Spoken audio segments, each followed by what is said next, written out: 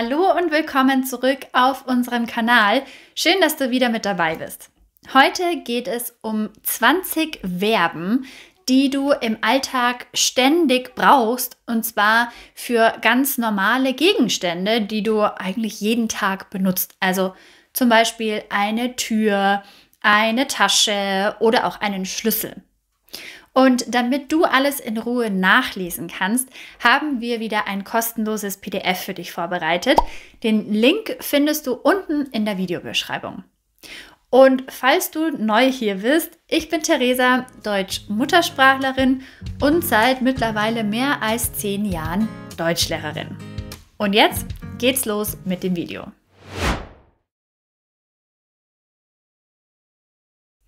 Starten wir mit dem ersten Gegenstand, die Tasche. Im Plural die Taschen. Wenn du Dinge in eine Tasche legst, weil du sie für eine Reise, einen Ausflug oder einen anderen bestimmten Zweck mitnehmen möchtest, dann packst du die Tasche. Eine Tasche packen. Das sagen wir übrigens bei jeder Art von Tasche, also egal ob Handtasche, Rucksack, Koffer, Schultasche und so weiter. Zum Beispiel, du fährst morgen in den Urlaub und du legst Kleidung, Zahnbürste und andere Dinge in deinen Koffer oder deine Reisetasche. Dann sagst du, du packst deine Reisetasche. Oder du willst zum Sport gehen. Du nimmst deine Sportschuhe, eine Trinkflasche und ein Handtuch mit. Dann sagst du, du packst deine Sporttasche. Die Formen sind im Präsens ich packe, im Präteritum ich packte und im Perfekt ich habe gepackt. Wenn du Dinge aus einer Tasche herausnimmst, weil du sie nicht mehr brauchst oder weil du die Tasche aufräumen möchtest, dann leerst du die Tasche aus. Die Tasche ausleeren. Zum Beispiel, ich kann meinen Schlüssel nicht finden. Also muss ich meine Tasche ausleeren. Oder sie leert die Tasche aus, um ihre Kopfhörer zu suchen. Der Dieb hat die Tasche ausgeleert und ist weggelaufen. Die Formen sind ich leere aus im Präsens, ich leerte aus im Präteritum und ich habe ausgeleert im Perfekt. Du siehst, ausleeren ist ein trennbares Verb. Wenn du eine Tasche über die Schulter legst, dann hängst du sie um. Eine Tasche umhängen. Auch dieses Verb ist trennbar. Zum Beispiel, sie hängt sich die Tasche um und geht aus dem Haus. Ich hänge mir den Rucksack um und bin bereit für die Wanderung. Er hat sich die Tasche umgehängt und ist losgelaufen. Die Formen sind ich hänge um, ich hängte um, ich habe umgehängt. Wenn du mit der Hand in eine Tasche greifst und suchst, weil du etwas Bestimmtes finden möchtest, dann kramst du in der Tasche. In der Tasche kramen.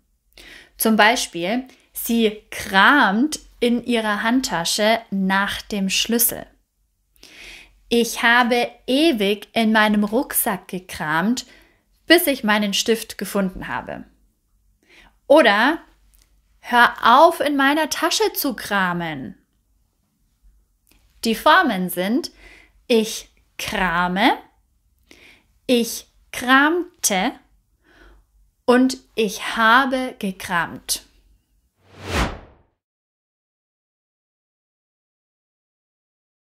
Weiter geht's mit Gegenstand Nummer 2, der Schlüssel und im Plural die Schlüssel. Wenn du einen Schlüssel in das Loch eines Schlosses hinein bewegst, damit du es auf- oder abschließen kannst, dann steckst du den Schlüssel ins Schloss. Den Schlüssel ins Schloss stecken. Zum Beispiel, ich stecke den Schlüssel ins Schloss und drehe ihn um. Oder sie hat den Schlüssel schon ins Schloss gesteckt, aber noch nicht abgesperrt. Oder der Schlüssel passt nicht. Ich kann ihn nicht ins Schloss stecken. Die Formen sind: ich stecke den Schlüssel ins Schloss, ich steckte den Schlüssel ins Schloss und ich habe den Schlüssel ins Schloss gesteckt. Wenn du einen Schlüssel aus einem Schloss herausziehst, nachdem du es auf- oder zugeschlossen hast, dann ziehst du den Schlüssel ab. Den Schlüssel abziehen. Also zum Beispiel, nachdem du deine Wohnung zugesperrt hast. Zum Beispiel, ich ziehe den Schlüssel ab und stecke ihn in meine Tasche. Vergiss nicht, den Schlüssel nach dem Abschließen abzuziehen. Der Schlüssel lässt sich schwer abziehen. Das Schloss ist alt. Die Formen sind: ich ziehe den Schlüssel ab, ich zog den Schlüssel ab und ich habe den Schlüssel abgezogen. Wenn du einen Schlüssel irgendwo hinlegst und später nicht mehr weißt, wo er ist, dann hast du den Schlüssel verlegt. Einen Schlüssel verlegen. Zum Beispiel, du kommst nach Hause, legst deinen Schlüssel irgendwo hin und später findest du ihn nicht mehr. Dann kannst du sagen: oh nein, ich habe meinen Schlüssel verlegt. Oder er hat seinen Autoschlüssel verlegt und sucht ihn überall. Ich verlege den Schlüssel. Ich verlegte den Schlüssel. Und ich habe den Schlüssel verlegt. Achtung, das Partizip 2 von verlegen ist verlegt. Denn das Präfix ver zeigt uns, es ist kein trennbares Verb. Also haben wir hier kein GE im Partizip. Verlegt. Wenn du eine Kopie von einem Schlüssel brauchst, weil du zum Beispiel einen Ersatz möchtest oder einen weiteren Schlüssel benötigst, dann lässt du den Schlüssel nachmachen. Einen Schlüssel nachmachen lassen. Du hast nur einen Wohnungsschlüssel, aber dein Mitbewohner braucht auch einen. Du lässt einen Wohnungsschlüssel beim Schlüsseldienst nachmachen. Sie hat sich einen Ersatzschlüssel nachmachen lassen. Wo kann man einen Schlüssel nachmachen lassen? Ich lasse den Schlüssel nachmachen. Ich ließ den Schlüssel nachmachen. Und ich habe den Schlüssel nachmachen lassen.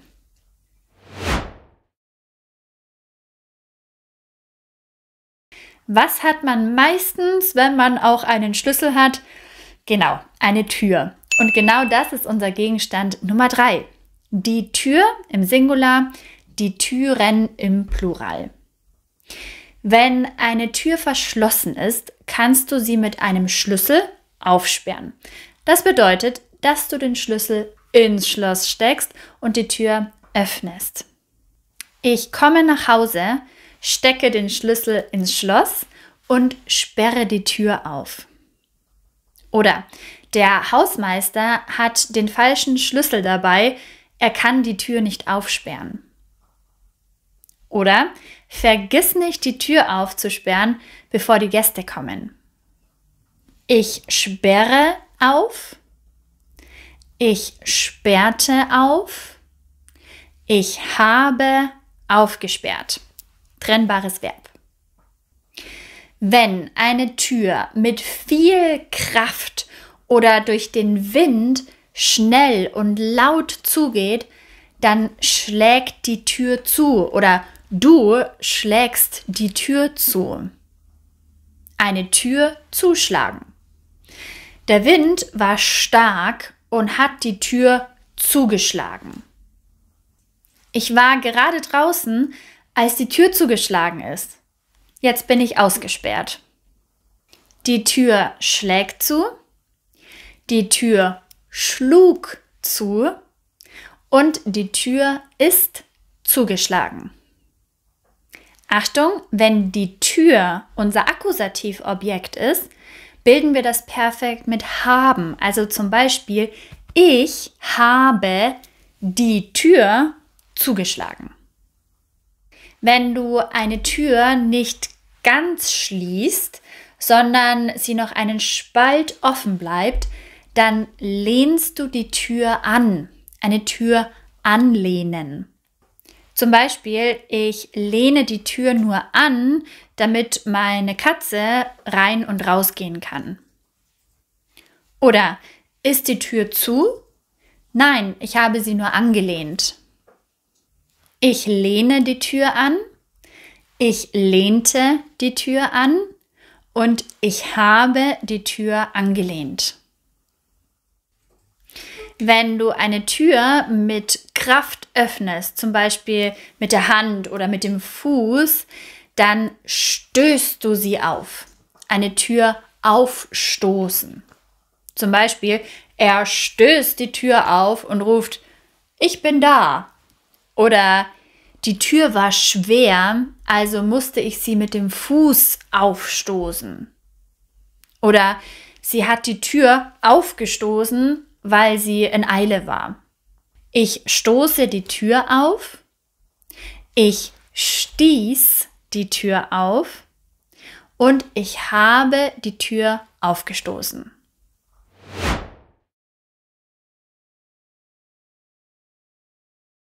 Unser Gegenstand Nummer 4 ist die Schublade.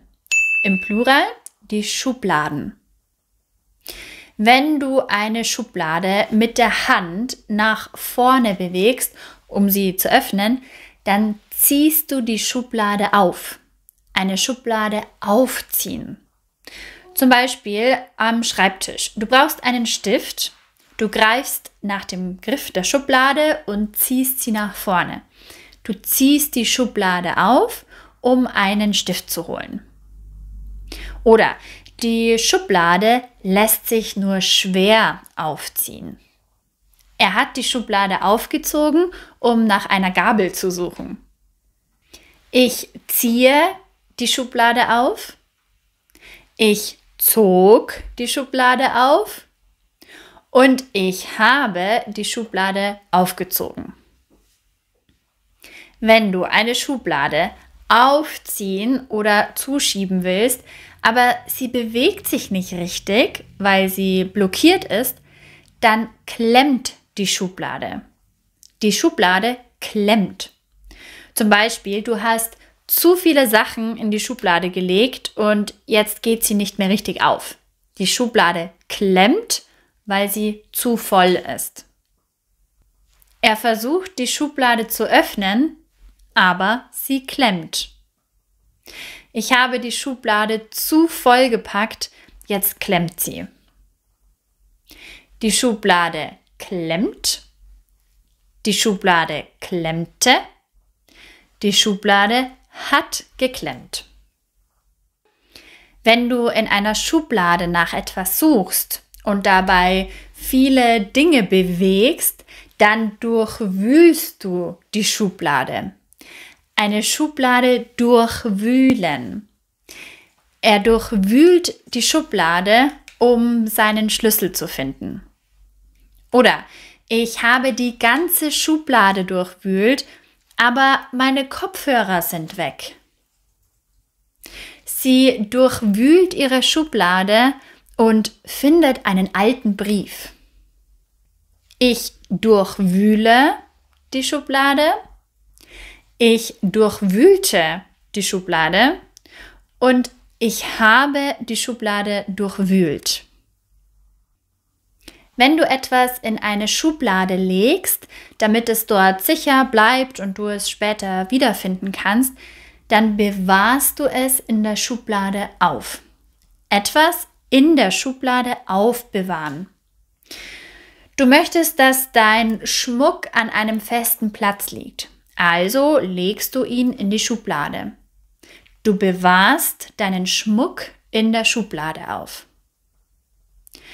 Sie bewahrt ihren Schraubenzieher in der Schublade auf.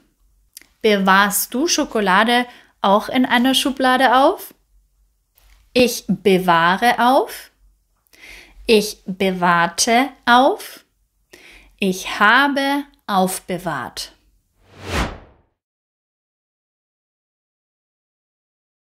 Kommen wir zu unserem letzten Gegenstand Nummer 5 und das ist das Buch oder im Plural die Bücher.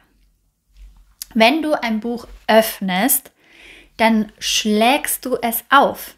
Ein Buch aufschlagen. Du möchtest in deinem neuen Roman weiterlesen, also öffnest du das Buch. Du schlägst das Buch auf und fängst an zu lesen. Sie hat das Buch auf Seite 50 aufgeschlagen. Er schlägt das Kochbuch auf, um das Rezept zu finden. Ich schlage auf. Ich schlug auf. Ich habe aufgeschlagen. Wenn du die Seiten eines Buches schnell anschaust, ohne alles genau zu lesen, dann blätterst du ein Buch durch. Das machst du zum Beispiel, wenn du dir einen Überblick verschaffen möchtest oder nur bestimmte Informationen finden möchtest. Du bist zum Beispiel in einer Buchhandlung und möchtest wissen, ob dir ein Buch gefällt. Du blätterst das Buch durch, um zu sehen, ob es interessant für dich ist. Sie hat das Buch nur durchgeblättert, weil sie wenig Zeit hatte. Er blättert das Rezeptbuch durch und sucht nach einem leckeren Gericht. Ich blättere durch. Ich blätterte durch. Ich habe durchgeblättert. Und noch zur Info für dich, dieses Verb kann auch untrennbar sein. Also du kannst auch sagen, ich durchblättere das Buch. Oder ich habe das Buch durchblättert. Es ist beides grammatikalisch korrekt. Wenn du ein Buch sehr schnell liest, weil du es so spannend findest, dann verschlingst du es. Ein Buch verschlingen.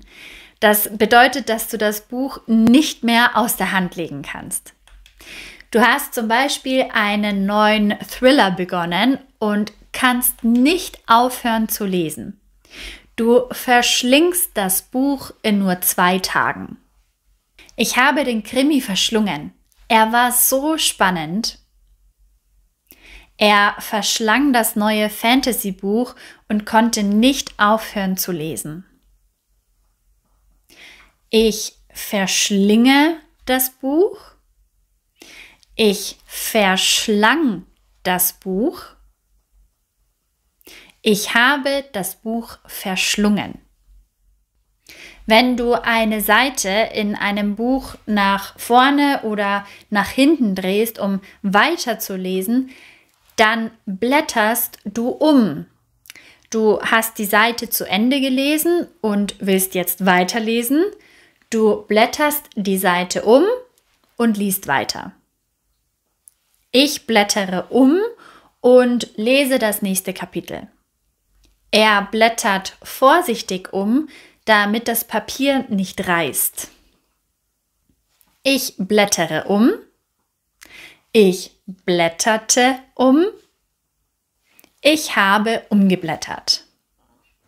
Das war's für heute. Ich hoffe, du hast einige neue Verben kennengelernt. Schreib uns doch mal in die Kommentare, welches dieser Verben neu für dich war. Vergiss jetzt nicht, dir unser kostenloses PDF runterzuladen. Dort findest du alle Verben mit den Beispielsätzen. Und wenn dir das Video gefallen hat, dann abonniere gerne unseren Kanal, damit du keine neuen Videos mehr verpasst. Bis zum nächsten Mal!